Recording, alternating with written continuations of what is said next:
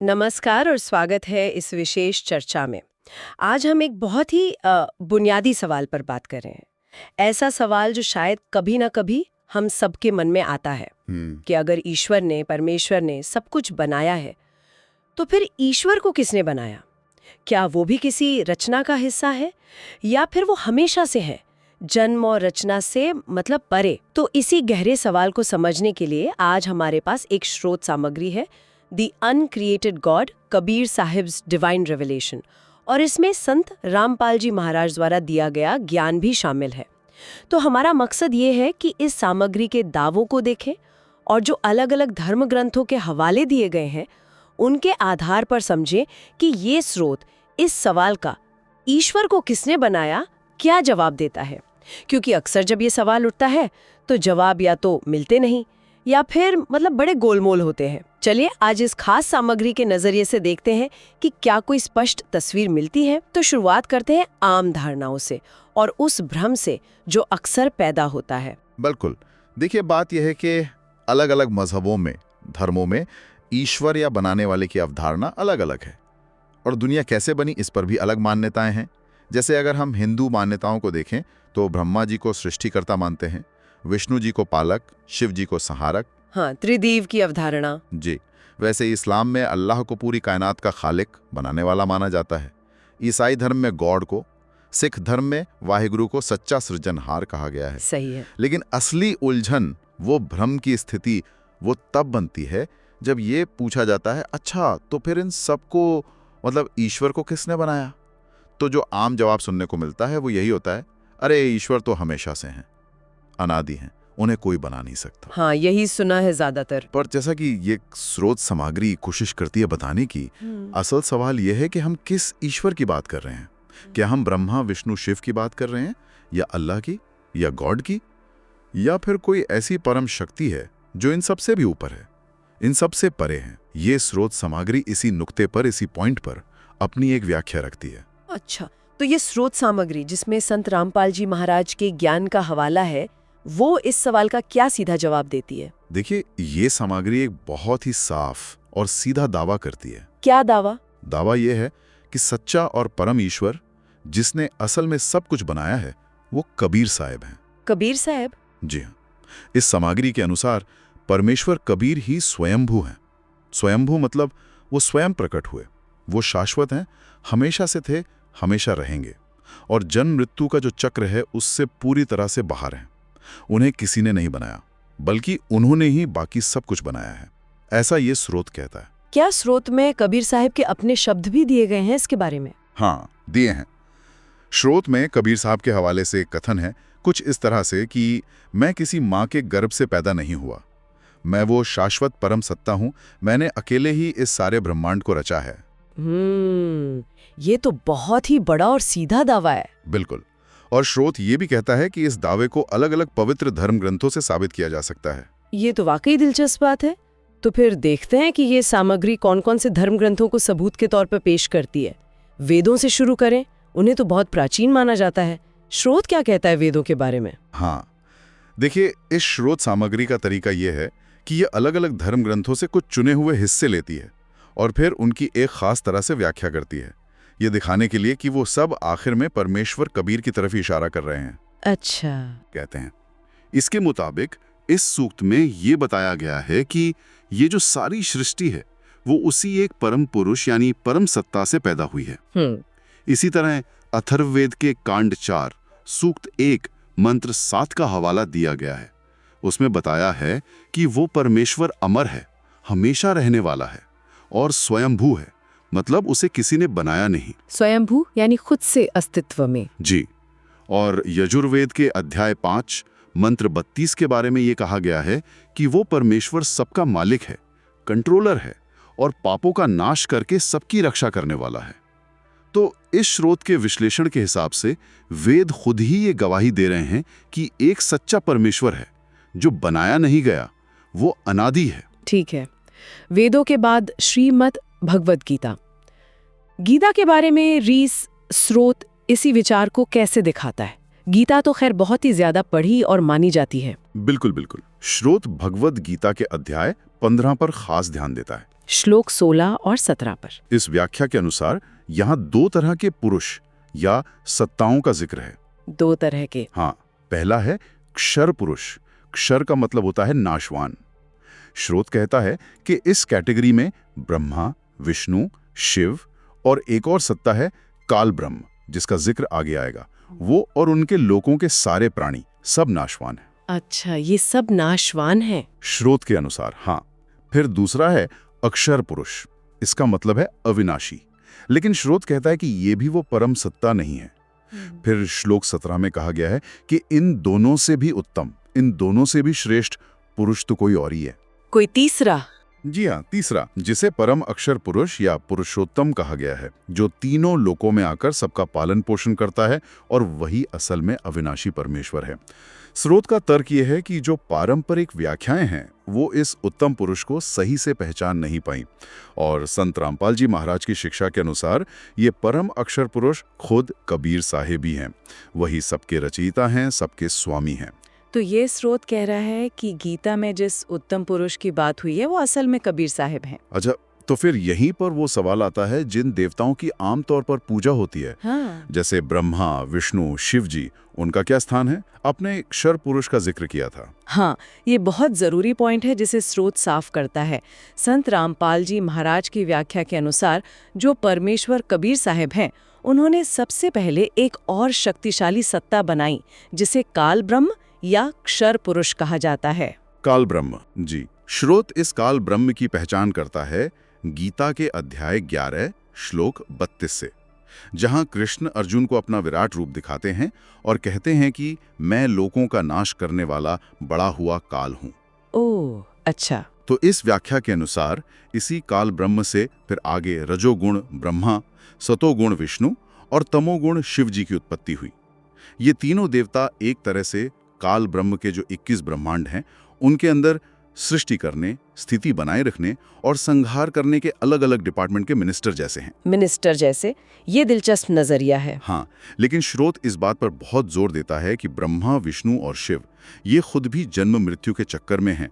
वे नाशवान हैं, यानी क्षर हैं, और इसीलिए वो किसी को पूर्ण मोक्ष नहीं दे सकते। तो उन्हें भी बनाया गया है? इस व्याख्या के अनुसार हाँ, उन्हें परमेश्वर कबीर द्वारा रचे गए काल ब्रह्म ने उत्पन्न किया है।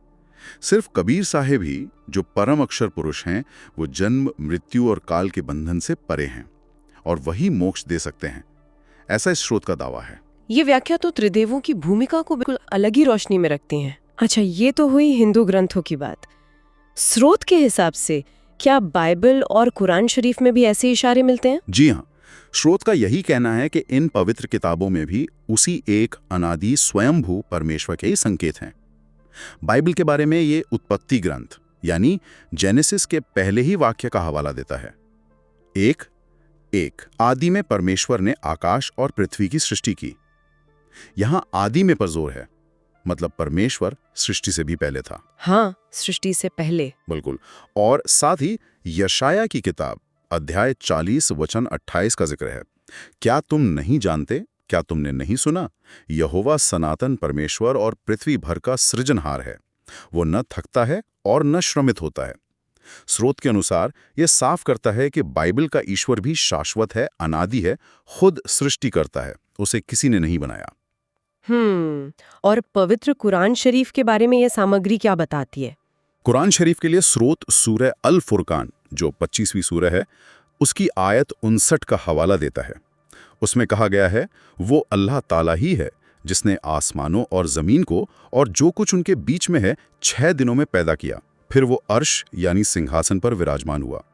स्रोत इस अल्लाह ताला या अल्लाह कबीर को ही कबीर साहिब मानता है। अल्लाह कबीर? जी, स्रोत ये शब्द इस्तेमाल करता है।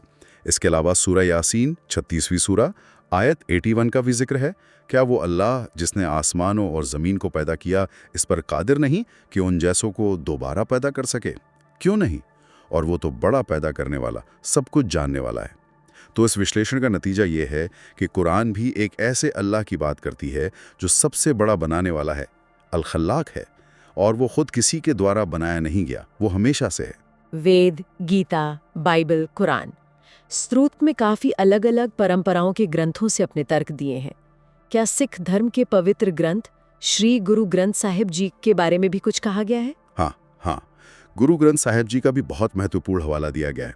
सबसे पहले तो जपजी साहिब की जो मूल मंत्र वाली प्रसिद्ध पंक्ति है, एक अंकार सतनाम कर्ता पुरुष निर्भव निर्वैरो अकाल मूरत अजूनी सैबम गुर प्रसाद। जप आज सच जुगात सच है भी सच नानक होसी भी सच। जी, मूल मंत्र। श्रोत इसका अर्थ बताता है कि वो एक परम सत्ता ओंकार ही सत्य नाम वाला है, वही सबका करता है मतलब बनाने वाला। वो निरभव भय रहित निर्वैर वैर रहित अकाल मूरत काल से परे अजूनी जन्म रहित और सैबम यानी स्वयंभू है, और वो गुरु की कृपा से मिलता है। वो आदि में सच था, युगों के शुरू में सच था, अभी भी सच है, और गुरु नानक देव जी कहते हैं कि वो आगे भी सच रहेगा। तो ये उसकी हमेशा रहने वाली प्रकृति और स्वयंभू होने को दिखाता है। बिल्कुल, अजूनी सैभम जन्म रहित और स्वयंभू। जी, इसके अलावा श्रोत श्री गुरु ग्रंथ साहिब के पृष्ठ 870 यानी अंग 870 पर राग गोंड में भगत कबीर जी के शब्द का सीधा प्रमाण देता है। वहां लिखा है, सुनो सखी पियो मही जीवन मोर, कोटि जौहरी जौहर समसरी बिरहु न सके जोर, पहला रहाओ। कबीर तू ही सुल्तानू अलख निरंजनू, तेरा अंतु न पारावारो। कबीर तू ही सुल्तानो। हाँ, इस सामग्री के अनुसार यहाँ साफ तौर पर कबीर साहब को सुल्तान यानी बादशाह कहा गया है। अलख निरंजन कहा गया है जो देखा ना जा सके और माया से परे हों, और जिसका कोई अंत या सीमा नहीं है। श्रोत इसे कबीर साहब के ही परमेश्वर होने का एकदम प्रत्यक्ष प्रमाण मानता है।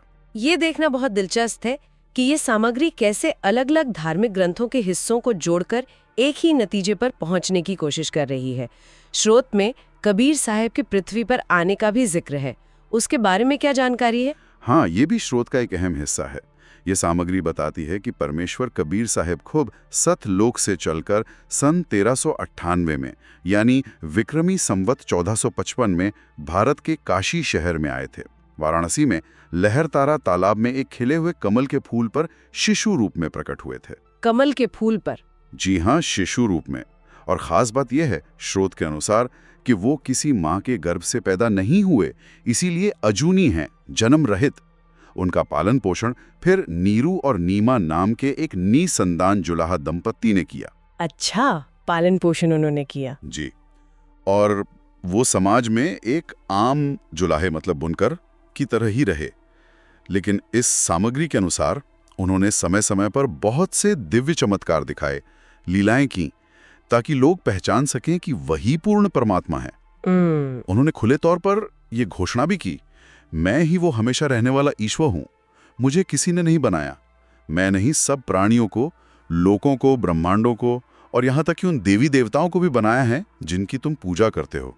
स्रोत ये भी बताता है कि जब उस समय के जो धार्मिक नेता थे, पंडित, मुल्ला और यहां तक कि दिल्ली का शासक सिकंदर लोधी भी, जब उन्होंने उनकी परीक्षा लेनी चाहिए या विरोध किया। हाँ, विरोध तो हुआ होगा। बिल्कुल, तो कबीर साहब ने अपनी अलौकिक शक्तियों को प्रकट किया।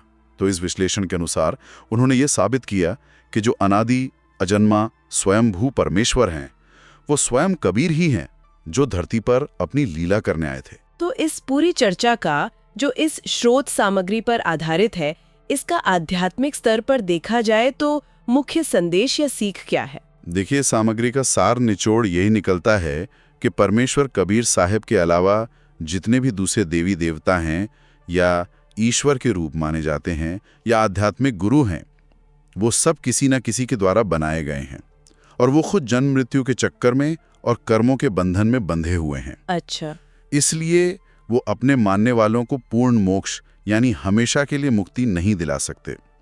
केवल वही अनादि स्वयंभू परमेश्वर, जिसे इस श्रोत में कबीर साहब के रूप में पहचाना गया है, वही जन्म मरण के इस कभी ना खत्म होने वाले चक्र से छुटकारा दिला सकता है, और उस शाश्वत स्थान जिसे सतलोक कहा गया है, उसका सुख दे सकता है, जहां जाने के बाद जीव वापस इस दुखों वाले संसार में नहीं आता। पूर्ण मोक्ष की बात। जी, और ये सामग्री ये भी बहुत जोर देकर कहती है कि असल में सभी धर्मों के जो पवित्र ग्रंथ हैं, वो उसी एक परमेश्वर की महिमा गाते हैं, उसी की तरफ इशारा करते हैं। भले ही समय के साथ ज्ञान छुपा दिया गया हो या गलत व्याख्याओं से भ्रम फैल गया हो। अच्छा, तो ग्रंथों में संकेत उसी एक के हैं। स्रोत यही कहता है। और संत रामपाल जी महाराज ने इस स्रोत के अनुसार उसी भूले हुए सच्चे ज्ञान को और उस परमेश्वर की सच्ची भक्ति की विधि को फिर से उजागर किया है।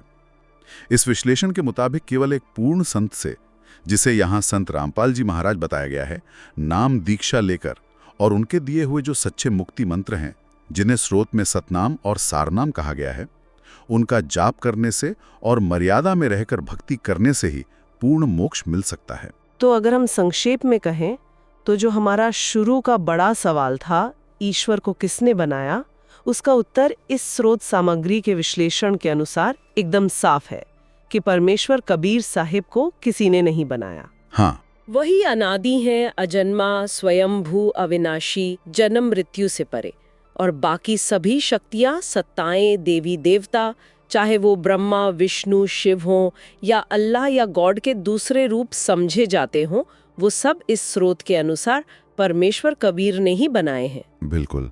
ये विश्लेषण हमें हमारे उसी शुरुआती सवाल पर वापस ले आता है, और ये स्रोत जो अलग अलग धर्म ग्रंथों के चुने हुए हवाले देता है और उनकी जो खास व्याख्या करता है, उसके आधार पर एक सीधा और बिल्कुल स्पष्ट जवाब देने की कोशिश करता है। इस सामग्री का जो अंतिम निष्कर्ष है वो यही है कि परम सत्य को जानना है, जन्म मृत्यु के इस दुखदायी चक्कर से हमेशा के लिए छूटना है और असली हमेशा रहने वाली शांति और सुख पाना है। तो व्यक्ति को उसी अनादि परमेश्वर कबीर की शरण लेनी चाहिए, जिसका मार्ग संत रामपाल जी महाराज बताते हैं। ऐसा ये स्रोत दावा करता है। यहाँ एक सोचने वाली बात जरूर सामने आती है। अगर जैसा कि ये स्रोत दावा कर रहा है कि अलग अलग परंपराओं के अलग अलग समझे जाने वाले धर्म ग्रंथों में असल में एक ही अनादि परम सत्ता की तरफ इशारे मिलते हैं, तो ये बात आध्यात्मिक सत्य की किसी छुपी हुई एकता के बारे में क्या संकेत देती है?